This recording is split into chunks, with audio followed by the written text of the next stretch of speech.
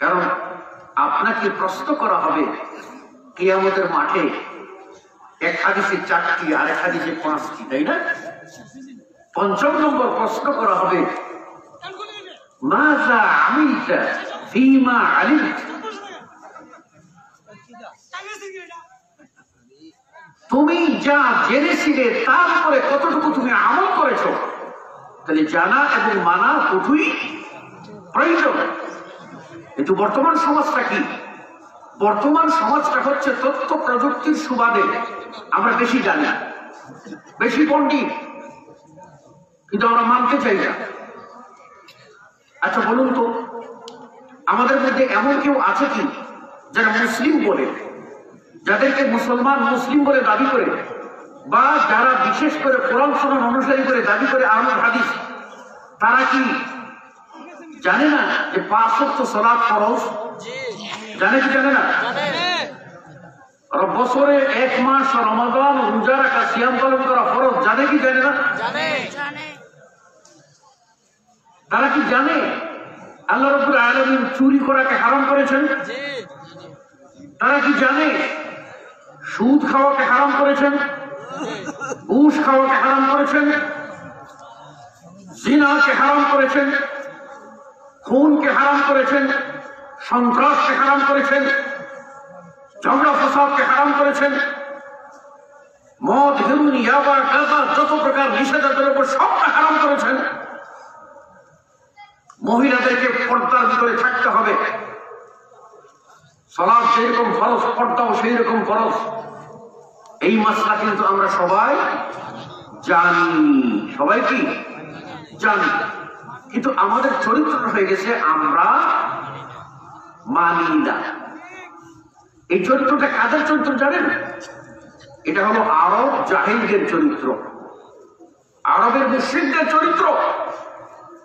আল্লাহ কোরআনে উল্লেখ করেছেন যে আরবের জাহিলদেরকে নবী দাওয়াত দিলেন, তারা বলল সামি'না ওয়া আসাইনা, শুনলাম মগর মানলাম না, শুনলাম মানলাম না।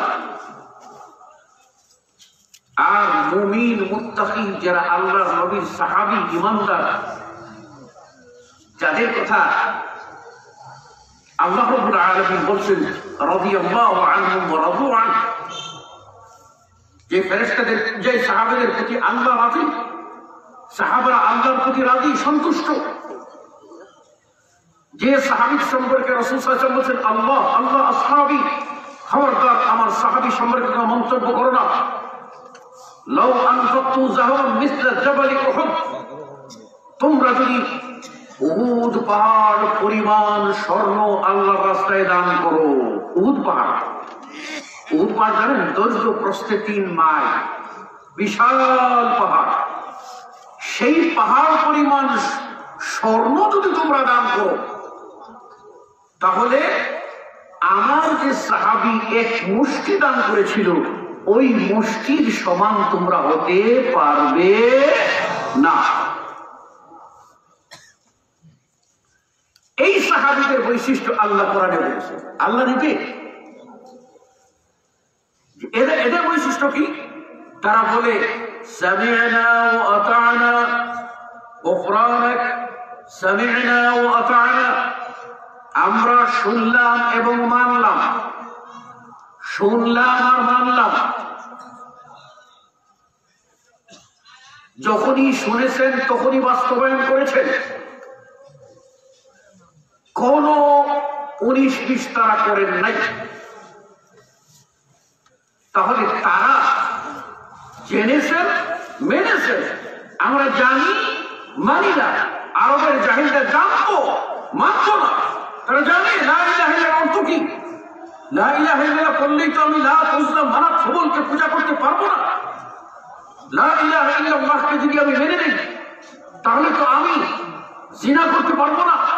লা ইলাহাকে মেনে নিলে আমি মদ খেতে পারবো না, জুয়া খেলতে পারবো না, তাস খেলতে পারবো না, গাঁজা খেতে পারবো না, সেযুগের যে যুগে যা ছিল নিষেধাজ্ঞা, সেগুলি খেতে পারবো না।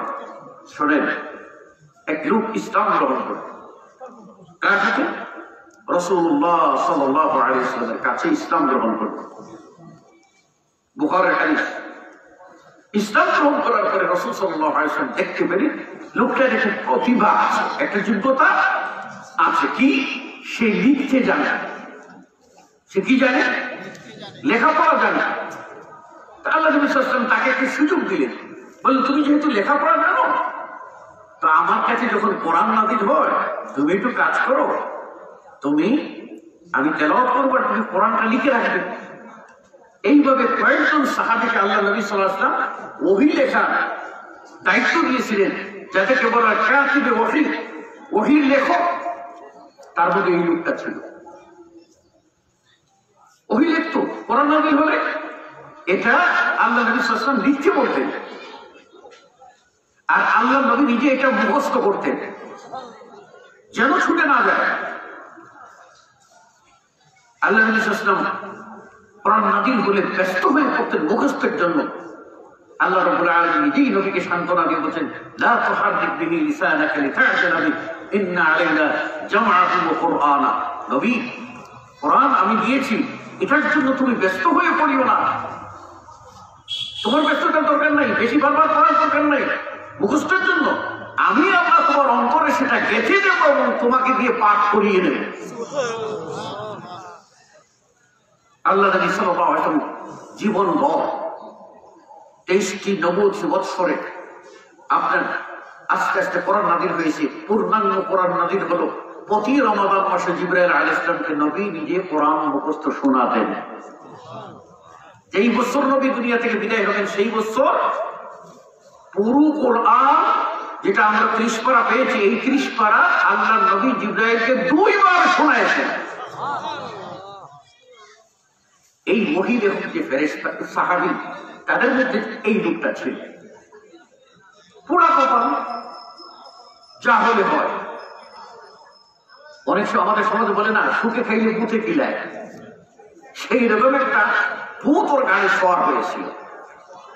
সে একদিন এক সফরে যাচ্ছে, পথে তার আগের লোকরা, ওই পুরাতন ধর্মের লোকেরা, সাঙ্গপাঙ্গরা পথ আটকে দাঁড়িয়েছে। পথ আটকে দাঁড়িয়ে বলছে, থামো, কি করছো তুমি?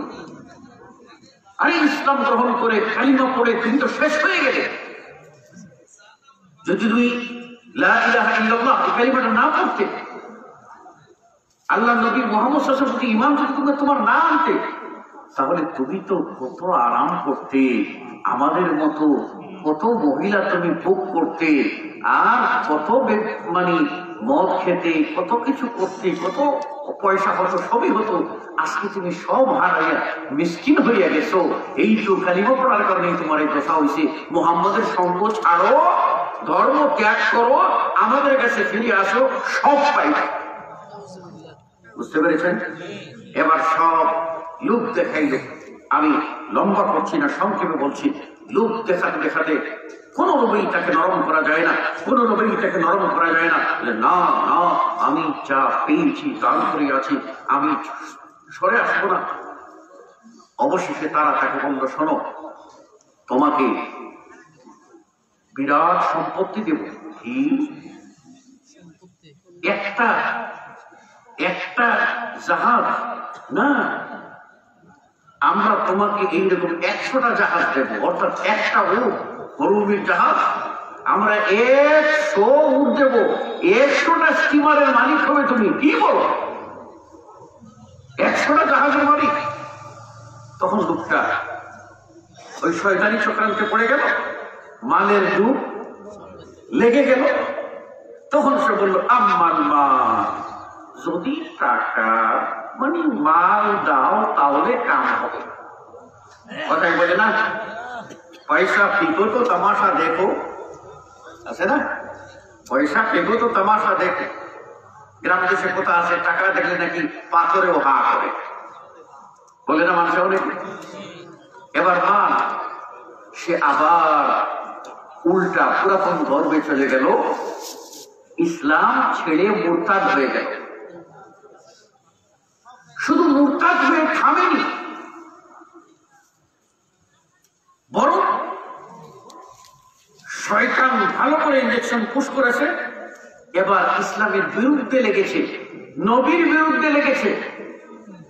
শুধু এই বিরোধিতা না, বিরোধিতা করতে করতে একবার সে বলে উঠলো, আরে শোনো, মুহাম্মদ তো উম্মি, লেখা জানে না, পড়া জানে না, মুহাম্মদের কাছে কিসের জিবরিল আছে, কিসের ওহী নাযিল হয়, কিচ্ছুই হয় না।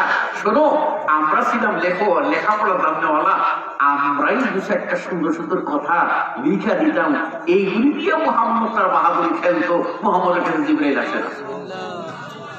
চিন্তা করছেন কত বড় কথা। এই কথাটা নবী মুহাম্মদ সাল্লাল্লাহু আলাইহি ওয়াসাল্লামের কানে চলে গেল। আল্লাহ নবী কষ্ট পাইলেন, আল্লাহ নবী কষ্ট পাইলেন, সাংঘাতিক কষ্ট। এই কষ্ট পেয়ে আল্লাহ নবী সহজে বদদুআ করে না, বদদুআ হলো। অবশ্যই এক সময় সে মারা গেল। মারা যাওয়ার পরে তার লোকেরা তাকে দাফন করল, কবরে নিয়ে দাফন করল। দাফন করে সরে আসে, পরে গিয়ে দেখে যে লাশটা কে যেন সুন্দর করে কবর থেকে উঠাইয়া উপরে রেখে দিয়েছে, তারা আবার দাফন করল। রিজাল্ট কি? কবর থেকে কে যেন তুলে উপরে রেখে দিয়েছে, আবার দাফন করলো, আরো গভীর করে, মজবুত করে। কিন্তু দেখা যায় যে লাশটা মাটি গ্রহণ করে না,